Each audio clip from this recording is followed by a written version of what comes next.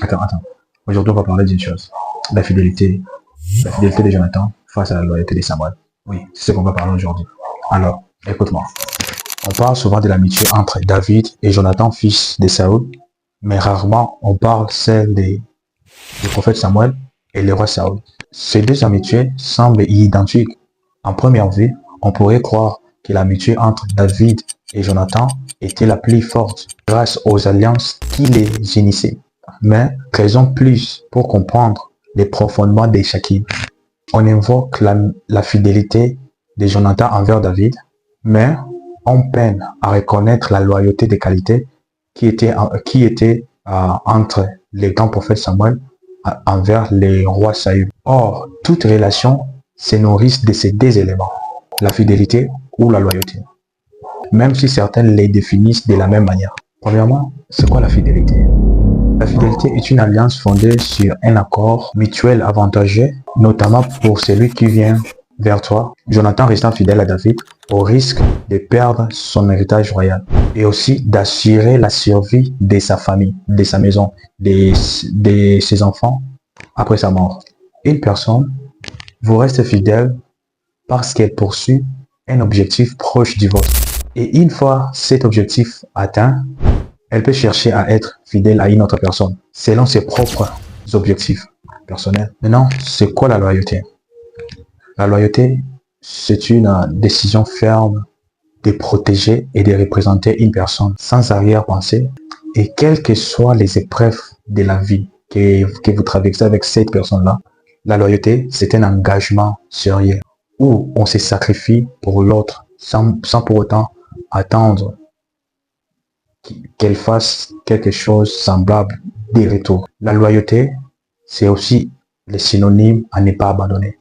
Le prophète Samuel, quant à lui, il restant fidèle au roi Saoul et même à continuer même à prier pour lui, même à aller trop loin, à ne pas vouloir aller oindre un autre roi par rapport aux instructions et ordres que Dieu lui avait donnés. Le prophète Samuel restant loyal au roi Saoul, même quand le roi Saoul avait péché contre Dieu, mais le prophète avait resté vis-à-vis de lui comme un ami loyal. Jusqu'à même au point que les prophètes aillent même à pleurer devant Dieu pour que Dieu puisse accorder sa miséricorde à son ami qui était le roi Saoul, qui avait désobéi à la voix de Dieu.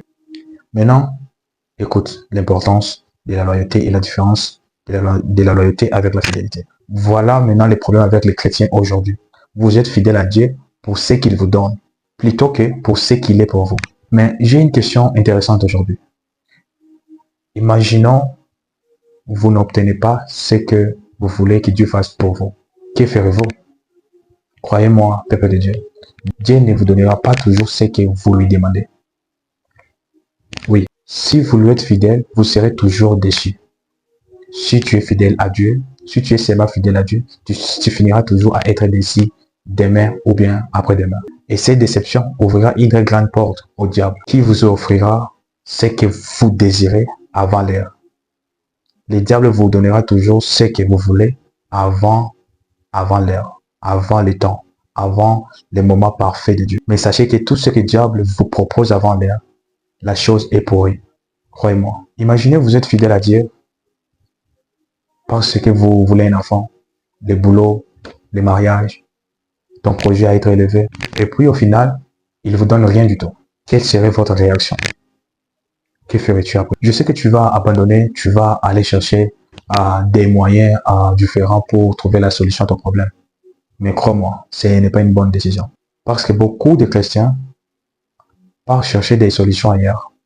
Et laisse-moi te dire, c'est la mauvaise des décisions que tu puisses faire dans ta vie. Vous devez savoir que Dieu vous donnera toujours ce que vous avez vraiment besoin. Plutôt ce que vous désirez. La majorité, nous désirons selon notre chair, selon notre personne extérieure. Et aussi, être un enfant de Dieu vous expose aussi aux problèmes, aux difficultés. Mais je te demande aujourd'hui de soyez et restez loyal à Dieu. Ce même Dieu qui a créé la famine, les déserts, la maladie, les malédictions. Et ce même Dieu qui a créé la forêt, l'abondance, la santé, la bénédiction. Attention Église, c'est possible d'être fidèle à Dieu sans pour autant être loyal. Mais au contraire, on ne peut pas être loyal sans être fidèle à lui. La fidélité reste, la loyauté veille. La fidélité accompagne, mais la loyauté protège. Les épreuves de la vie ne doivent pas vous pousser à abandonner Dieu, ta famille, tes enfants, tes amis. Le fait que vos prières ne soient pas exaucées ne doit pas vous inciter à aller consulter les féticheurs, ni à changer de religion. Vous devez savoir que les miracles sont réservés aux personnes loyaux. C'est les personnes qui ont resté avec Jésus jusqu'à sa mort, qui ont expérimenté sa résurrection.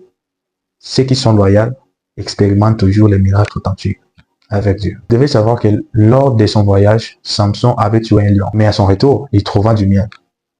Au même endroit là où il avait tué les lions. Qu'est-ce que cela veut dire? La loyauté de Samson sur un seul chemin lui a permis d'expérimenter la transformation du lion à la miel.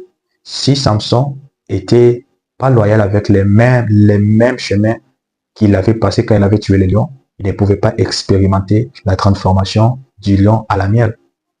Soyez toujours loyal à Dieu et vous vivrez des expériences et des miracles authentiques avec lui. Soyez bénis.